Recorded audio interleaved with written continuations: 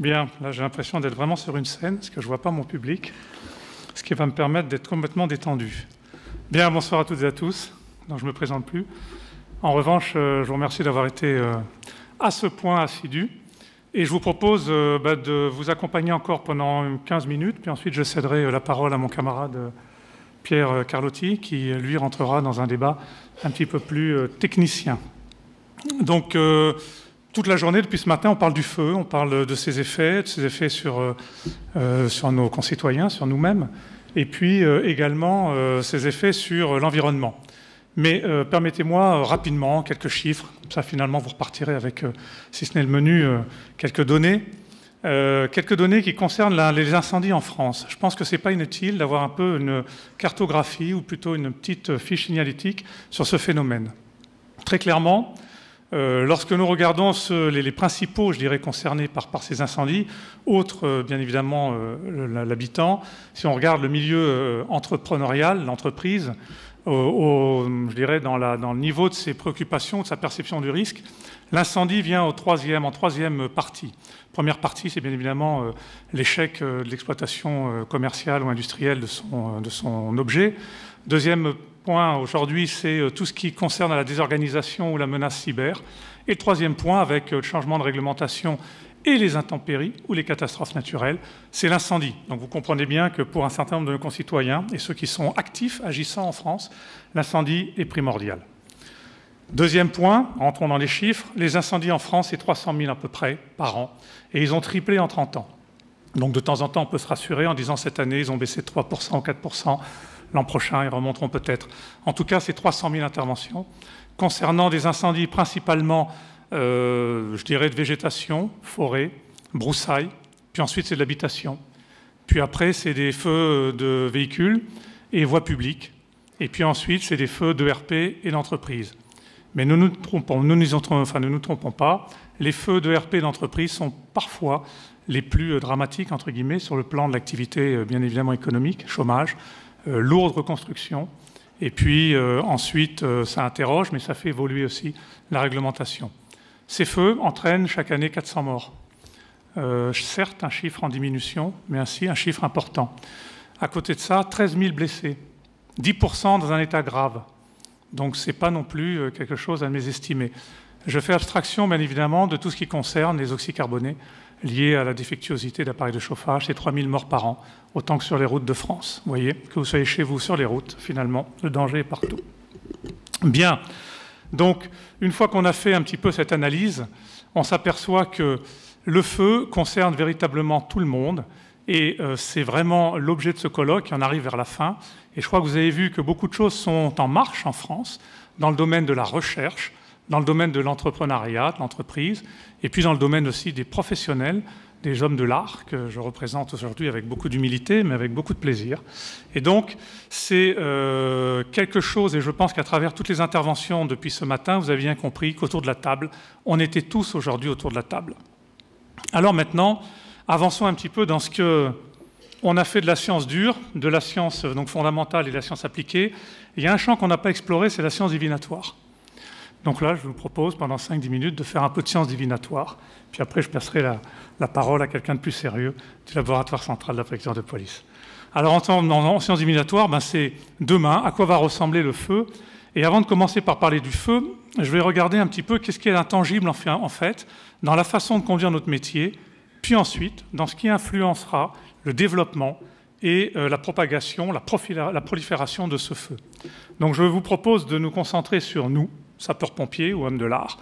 Donc très clairement, nous voyons, pour les années à venir, quand même 4 principes qui, à travers les âges, n'ont pas encore été démentis. Le premier principe, c'est le principe de rapidité d'acheminement des secours sur les lieux de l'intervention. Ça, je pense que ça se passe de commentaires et je ne vais pas en faire de plus, je dirais, technique. Vous le comprenez bien, il faut qu'on conserve toujours cette rapidité et je pense que c'est quelque chose qui ne changera pas dans les années à venir, si ce n'est qu'elle accélérera peut-être encore. Ensuite, il faut que notre sapeur-pompier soit souple, agile dans l'action. Bien évidemment, c'est aussi une qualité qui peut évoluer en fonction du développement technologique, mais très clairement, c'est vraiment ce qui caractérise un petit peu l'homme de l'art. Et bien sûr, il faut aussi qu'il ait une capacité à durer et à se protéger. Aujourd'hui, les feux sont parfois de plus en plus violents, plus longs. Quand on regarde les temps d'intervention, ils diminuent rarement. Ils ont tendance à augmenter. Ce n'est pas parce qu'on est plus mauvais, c'est juste parce que c'est parfois plus complexe et plus technique. Donc, il faut que les personnes soient entraînées, quand on parle de durée. Il faut qu'ils soient également protégés. Là, on parle de pays. Là, la table ronde, juste avant ma prise de parole, l'a évoqué, et vous l'avez eu aussi en fin de matinée. Donc ça, c'est très important. Et enfin, une compréhension rapide et précise de la situation. Rapide, parce que c'est ce qui lui donnera son idée de manœuvre. À partir de là, découlera sa demande de moyens. Et ensuite, il priorisera les effets à obtenir sur le terrain. D'accord? Donc ça, c'est très important. Et ces 4 principes, bon an, mal an, écoutez, pour les années à venir, je pense que pour l'instant, ils ne sont pas fondamentalement remis en cause. En revanche, ils interpellent pour permettre à ceux qui nous accompagnent sur le plan de la recherche de réfléchir à des axes, bien évidemment, de recherche. Puis ensuite, venons un petit peu sur ce qui donne un petit peu de ventre, un peu de corps à cet incendie, à ce feu, c'est l'environnement dans lequel il se développe. Donc là, très clairement, là aussi, si on peut changer de petite slide, merci. Là aussi, il y a quelques principes intangibles qui ont traversé les âges et qui, normalement, devraient continuer. Le feu, il est, je dirais, co-substantiel de l'environnement dans lequel il peut prendre et se développer. Et donc, c'est l'évolution de l'urbanisme. Quand on était essentiellement en habitat isolé, R+1, ça se passait à peu près bien. Puis ensuite, on a commencé à monter du 2e, 3e famille, 4e famille, GH. Et donc, l'évolution de l'urbanisme, et puis on s'est groupé, on a fait des villes de plus en plus denses. Et donc, cette évolution de l'urbanisme a un impact évident sur le développement du feu et sur sa nature. Ça corrobore, ce que je dis, c'est corroboré par l'occupation de l'espace. On est de plus en plus dans une société urbaine, hyper urbaine, où on valorise la moindre surface, le moindre, je dirais, espace foncier, aussi bien en hauteur qu'en profondeur. C'est ce qu'on appelle les espaces géographiques complexes. Et puis, bien évidemment, les matériaux innovants. Alors, au XIXe siècle, quand on a trouvé le béton ou le fer, c'était bien évidemment innovant. Aujourd'hui, pour nous, c'est quelque chose de complètement rentré dans nos modes de construction. Or, vous savez très bien, ici, j'ai en face de moi des industriels qui travaillent sur des bétons bio, qui travaillent sur des bétons éternels, qui travaillent sur des bétons translucides, mais aussi des briques en papier. Et puis, je vais arrêter là parce qu'on peut aller encore très loin. Donc, tout ça, le matériau innovant, bien évidemment, participera demain au cotonnement ou au développement, prolifération de cet incendie. Donc ça, c'est très important.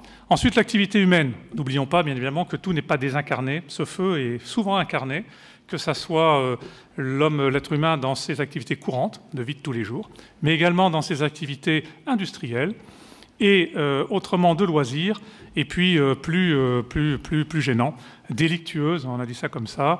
Disons que, rappelons-nous que les incendies sont, en gros, aujourd'hui, entre 20 et 25% d'origine criminels, si on doit les appeler comme ça. Voilà, donc c'est quelque chose qu'il faut savoir prendre en compte parce que ce n'est pas anodin. Et puis enfin, tout à l'heure, la DGSCGC, vous le rappelez, le colonel Kesseska vous disait que un label n'était pas normatif, mais que pour autant, il fallait quand même s'intéresser un peu à ce que disait la réglementation. Ben, je crois que depuis le 19e siècle, quand vous regardez un peu les traités qui parlent un peu du feu, de la lutte contre le feu et puis de le feu adapté à l'environnement, ben, vous avez quand même un aspect normatif, un aspect réglementaire qui est très présent.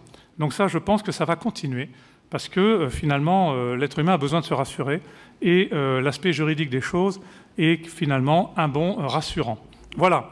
Donc maintenant, je vous propose de regarder, ça c'est les invariants. C'est des choses qui, à travers les âges, normalement, devraient encore nous accompagner. Je m'exprime sur 10 ans. On ne va peut-être pas aller bien au-delà, mais globalement, j'espère ne pas trop me tromper. Je répète, je suis sous le coup de la science divinatoire. Donc si jamais je me trompais dans les 3 ou 4 ans, ne m'en voulez pas. Voilà. Alors maintenant, au cœur de la cité, qu'est-ce qui, cette fois-ci, on renverse le sujet. Plutôt que parler de l'homme et ensuite de la technologie et de son environnement, on va parler déjà de son environnement, puis on finira sur l'homme, parce que là, pour le coup, il y a quand même des choses intéressantes. Alors, l'environnement, on revient toujours sur les mêmes principes. Mais on va commencer par la réglementation. Alors aujourd'hui, vous avez entendu ce matin, en prévention, on vous a parlé de la loi ESSOC. Je crois que pratiquement une intervention sur deux, vous avez entendu parler de la loi ESSOC, un État au service d'une société de confiance, dans son article 26, qui commence à pousser un petit peu les lignes, c'est-à-dire dit, jusqu'à présent en France, on a été toujours très prescriptif, c'est-à-dire qu'une fois qu'on était sûr d'avoir respecté toute une liste, je dirais, une to-do list de choses qui nous mettaient en sécurité, normalement, l'entrepreneur pouvait se lancer avec beaucoup, je dirais, d'habileté et d'ambition dans la construction, on était protégé. Aujourd'hui, on s'aperçoit que c'est un petit peu gênant, on est un peu gêné aux entournures, on peut le comprendre, et donc on essaye d'essayer d'évoluer et de faire réfléchir par rapport à des résultats sur des objectifs. C'est une méthode anglo-saxonne qui a fait ses preuves il y a quelques années, qui peut-être aujourd'hui est un peu moins pertinente, mais gardons quand même la substance. C'est-à-dire qu'il a réussi à pousser quelques lignes, qu'il a réussi à faire bouger les lignes, et pour ça, je pense que ça vaut le coup d'être tenté. Et donc, pour nous, professionnels, ce n'est pas possible de passer à côté de ce genre de travail, je dirais, législatif. On doit participer. On doit, et rassurez-vous, nous sommes consultés, et donc on doit faire part un petit peu de nos doutes. Donc voilà, ça c'est quelque chose qui, dans l'aspect réglementaire, peut bouger les lignes. Ensuite, vous avez la loi Elan. Alors, Elan, je pense que vous le savez tous, parce qu'en face de moi, j'ai des gens, des vrais professionnels. Elan, c'est une loi qui sera débattue demain à l'Assemblée nationale et qui porte sur l'évolution du logement et l'aménagement numérique. Dans son article 8, on invente un nouveau, enfin en tout cas on parle d'un nouveau objet de construction qui s'appelle l'immeuble de moyenne hauteur. Très intéressant, ça. Parce que si on regarde un petit peu dans le passé, ça ressemble un peu à notre quatrième famille.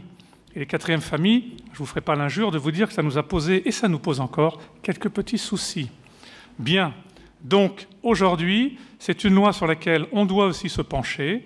Et pour le coup, le ministère de la Cohésion et des Territoires, bien évidemment, s'intéresse aux professionnels et nous pose la question. Et le but de cette loi, ce n'est pas essentiellement l'incendie et de s'occuper de ce que font les pompiers. Hein. Bien évidemment, c'est de faciliter l'habitat social et de réinvestir un petit peu, je dirais, le champ bâtimentaire, lui donner un peu plus de souplesse, un petit peu plus de rapidité, de manière à combler le manque de logement en France. Très bien. Donc on est sur une notion de réversibilité d'un immeuble entre 28 et 50 mètres de hauteur. Donc on est à peu près dans la quatrième famille, pas très loin. Et puis, je veux dire, qui pourrait à la fois faire du logement, puis en fonction des besoins ou des nécessités, pour y passer en habitation ou en immeuble de bureau. Et donc, faciliter, assouplir le code de la construction et de l'habitation. Donc tout ça, je pense que ça peut avoir, tout cet aspect réglementaire. On ne va pas focaliser que sur ces deux lois, mais c'est celles qu'on a en ce moment. Donc ce n'est pas inintéressant de les connaître. Mais tout ça appelle à la réflexion pour nous, professionnels, hommes de l'art, et donc nous met autour de la table et nous force à être, attention, n'interprétez pas ce que je dis, nous force à être aussi productifs que ceux qui travaillent sur ces lois, et aussi imaginatifs et inventifs. C'est-à-dire qu'on doit participer à ce mouvement d'élargissement, je dirais, de respiration, mais en gardant toujours en fond de tableau cette impérieuse nécessité de préserver à la fois celui qui construit, à la fois celui qui va l'utiliser, l'usager, et à la fois celui qui aura à secourir, le sauveteur. Et là, je parle des sapeurs-pompiers. Voilà, vous avez compris ce triptyque, je ne reviens pas dessus. Ensuite, nous avons, bien évidemment, on revient, l'évolution de l'urbanisme. Des immeubles de plus en plus intelligents, de plus en plus étanches, de plus en plus, je dirais, performants, de haute qualité. Et puis, de plus en plus haut, les ITGH, les immeubles de très grande hauteur, puis de plus en plus profonds. Aujourd'hui, ça ne vous a pas échappé, on dépasse largement les moins 10 mètres. Jusqu'à très récemment, ou bon, pas pendant ça, on était très précautionneux dessus parce que vous l'avez vu aussi dans toutes les techniques d'aérolique et de ventilation. En dessous de 10 mètres, pour dégager un peu ces fumées, pour redonner un peu de fluidité et faciliter les évacuations, ça se corse, ça se complique. C'est pas qu'on ne sait pas faire, c'est juste que parfois, certaines idées peuvent contrarier d'autres. Donc du coup, on doit aussi faire très attention à ça. Alors, là, je parle sur la région parisienne. On est aujourd'hui à l'ère du Grand Paris Express. C'est 200 km de galeries, c'est 68 gares, dont quelques-unes et assez nombreuses, en très grande profondeur, entre 20 et 50 mètres. Si ça ne faisait que transporter du voyageur, à la limite, on sait à peu près faire, si ce n'est qu'on sort quand même moins vite à 50 mètres de profondeur qu'à 10 mètres. En revanche, nous avons aussi, dans ces gares de stations basses, un développement d'activités, je dirais, commerciales, avec quelques zones d'achalandise, quelques zones où on peut se donner rendez-vous et discuter autour d'un thé ou d'un café en étant en confort, pour éviter les rigueurs de l'hiver. Tout ça, c'est très bien, ça participe d'une société moderne, d'une société ouverte, mobile. Toutefois, pour nous, sapeurs-pompiers, ça nous interroge et on doit aussi là être très attentif et ne pas laisser faire tout et n'importe quoi. Mais dans ce domaine-là, il y a quand même un discours plutôt intéressant avec les promoteurs de ces beaux projets immobiliers. Donc là-dessus, soyons attentifs. Demain, c'est notre terrain de jeu, très clairement. Ensuite, les matériaux technologiques. Bon, là, aujourd'hui, on vous en a pas un petit peu parlé, peut-être pas tant que ça, mais sachez bien évidemment qu'un immeuble n'est pas désincarné non plus. Il y a des gens qui vivent dedans, qui l'habitent, qui y travaillent. Et puis, bien évidemment, l'aspect esthétique de l'immeuble est très important. Et si le matériau utilisé peut à la fois satisfaire cet aspect esthétique et en même temps rendre service sur le plan du chauffement, enfin du chauffage de l'immeuble, de la réfrigération de l'immeuble, de l'éclairage de l'immeuble, bah, écoutez, allons-y, pourquoi pas. Donc tous ces matériaux innovants sont très très bien. Pour autant, ils ont tous, quand on parle matériaux, il faut toujours avoir à l'esprit, alors là vous allez me trouver terriblement pompier, mais c'est comme ça, il faut toujours avoir à l'esprit la résistance au feu, la réaction au feu, et l'effet du feu sur l'environnement. Voilà, très clairement, on prend ce tamis, ce prisme, et on passe tout ça à travers ça, et puis ensuite on en parle avec nos ingénieurs, on en parle avec les techniciens, les industriels, et puis on regarde ce qu'il en reste. Sachez malgré tout que dans ce domaine-là, la nature humaine est extrêmement inventive, et le mélange, je dirais, de l'esthétisme et de l'efficacité et de la performance aussi dans ce domaine-là font souvent bon ménage. Mais pour nous, sapeurs-pompiers, on doit aussi s'interroger sur, une fois que c'est soumis à forte température, comment ce matériau se dégrade-t-il ou réagit-il? Voilà, ça c'est très important. Je parle bien évidemment aussi de la végétalisation. Le végétaux revient et reprend un peu de l'espace. On est aujourd'hui sur des toitures végétales, on est sur des façades végétalisées, on est également sur des façades en bois, revêtues de bois. Demain, on sera sur des immeubles en structure bois, partiellement. Donc tout cela doit nous interroger, doit attirer notre curiosité, pas notre attention également, mais notre curiosité. Et du coup, on doit travailler bien évidemment avec les promoteurs de ces nouveaux modes de construction dans parfaite intelligence, mais surtout pour savoir exactement à quoi demain nous serons exposés, parce que c'est de cela qu'il s'agira. Et donc là-dessus, vous avez bien compris, les feux de demain concerneront d'autres formes, je dirais, de développement que ceux d'aujourd'hui. Ensuite, vous avez l'arrivée massive d'énergie alternative. Je vais prendre deux gros blocs, on va enlever tout ce qui est thermique, et on va voir l'électrique et je dirais le gaz sous toutes ses formes. L'électrique, vous avez eu une belle table ronde, enfin en tout cas un bel exposé particulièrement exhaustif sur le photovoltaïque, sur les batteries, et ensuite aujourd'hui sur le gaz sous toutes ses formes. Je ne vais pas vous faire l'injure de vous décrypter l'ensemble de ces acronymes. En revanche, toutes ces choses-là, globalement, si vous avez été attentif aux exposés qui ont précédé celui-ci, on vous a dit qu'il y avait pour l'instant pas de grande différence, si ce n'est que certains étaient plus instables que d'autres, et que cette instabilité, on avait du mal souvent à la séquencer dans le temps. Une fois qu'on a dit ça, je peux vous dire que pour un sapeur-pompier, c'est rassurant qu'à moitié. Voilà. Mais ceci dit, soyons toujours extrêmement ouverts et positifs. Il faut, et c'est normal, demain, ça sera fait de ça. Je ne parle pas de la voiture électrique. Une voiture électrique, finalement, c'est assez sympathique. Mais nous parlons de moyens de transport collectifs. Nous parlons de stockage de moyens de transport collectifs, des grands entrepôts avec des engins sous je dirais, pas perfusion, mais tension pendant de nombreuses heures. Toutes ces choses-là doivent nous interpeller, doivent aussi attirer notre attention, parce que des feux de cette ampleur-là, avec cette instabilité, ne seront pas forcément gérés comme les feux aujourd'hui d'entrepôts de grande dimension ou d'entrepôts de véhicules à combustion thermique. Voilà, donc ça c'est quelque chose auquel il faut être extrêmement attentif, et c'est là-dessus qu'on attend bien évidemment l'inventivité et les précautions des chercheurs et de nos industriels. Ensuite, il y a la domotique et tout ce qui est objet connecté. Très clairement, là je vais juste imager. Là, bon, j'avais marqué data center, mais vous l'avez bien compris, ça ne se résume pas à ça. Aujourd'hui, l'interaction entre le sapeur-pompier et son environnement n'est plus le même. Quand vous arrivez devant un bâtiment qui est complètement interconnecté, avec un centre de gestion qui est complètement déporté, pas toujours facile d'interagir avec ça. en plus très sécurisé. Donc là aussi, on ne sait pas trop à quoi on a affaire, même s'il existe des plans, on se renseigne, on est toujours très, très curieux dans ce métier.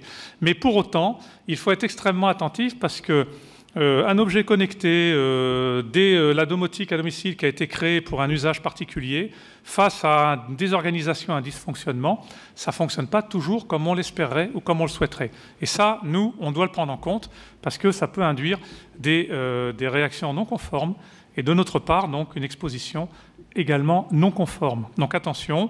Et puis enfin, je finis sur l'usage de composants de plus en plus sophistiqués. Et là, c'est surtout pour les dégagements de fumée.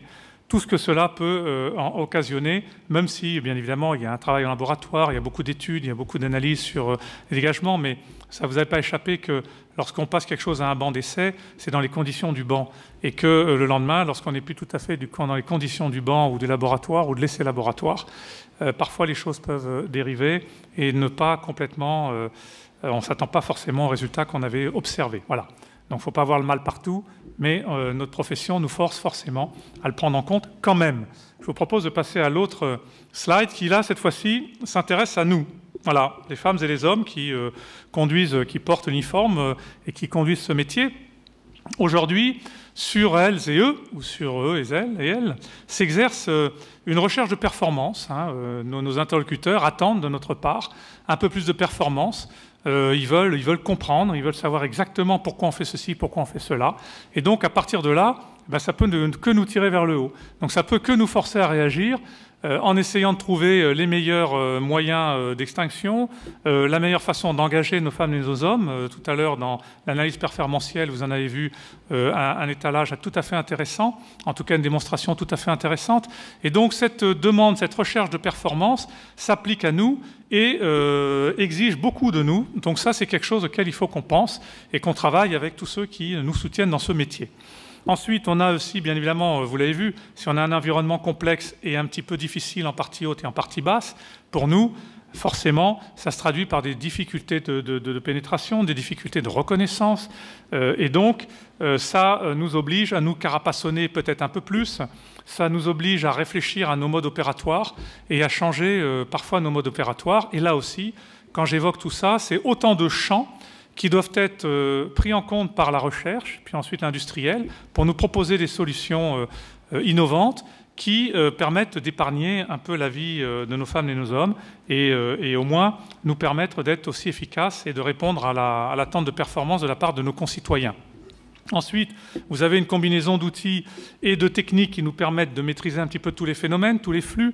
Je ne parlerai pas des flux de population. Vous avez eu un très bon exposé sur le calcul et la façon dont on peut évacuer dans de bonnes conditions.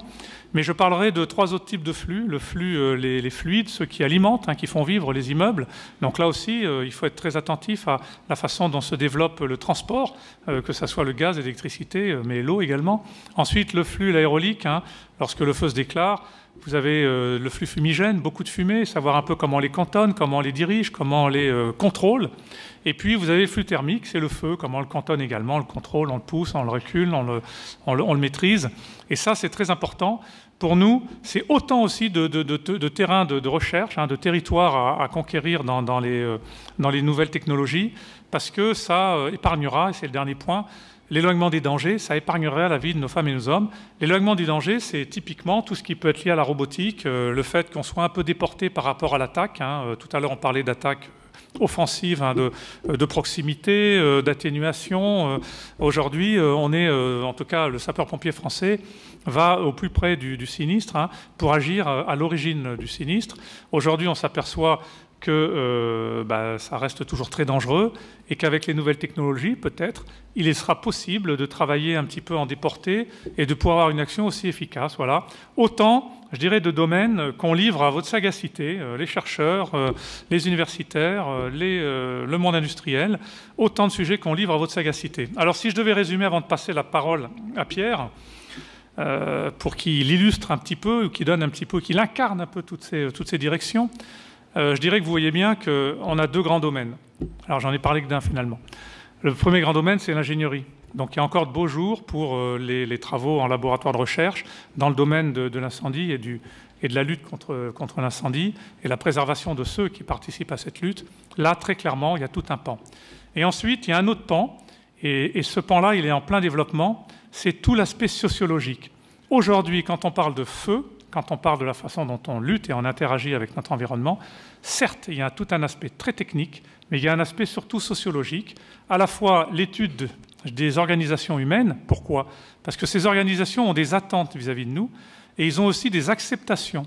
D'accord? Donc, à nous de comprendre quelles sont leurs attentes, quels sont leurs seuils ou leurs degrés d'acceptation dans tel ou tel domaine. Ça, c'est très important. Et puis ensuite, de manière plus prosaïque, c'est tout ce qui est études comportementales et cognitives qui concerne à la fois le secouru et à la fois le sapeur-pompier.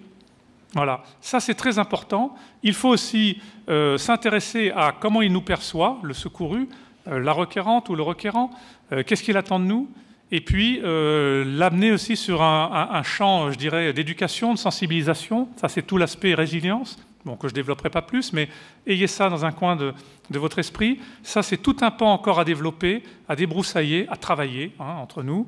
Et puis ensuite, pour revenir sur nous, sur notre métier de sapeur-pompier et sur les gens qui nous rejoignent, il faut aussi, sur le plan sociologique, connaître pourquoi, savoir et étudier et les suivre, pourquoi ils nous rejoignent, qu'est-ce qui les a motivés, sont-ils prêts aujourd'hui à faire le même métier que nous faisions ou dans les mêmes conditions qu'on l'a fait il y a 10, 15, 20 ou 30 ans, et puis ensuite, avancer avec eux et faire évoluer cette profession. Voilà, je vous remercie. Pierre, essaye d'incarner tout ça. Je te remercie et je vous remercie de votre attention et je cède la parole à Pierre Carlotti, le directeur du laboratoire.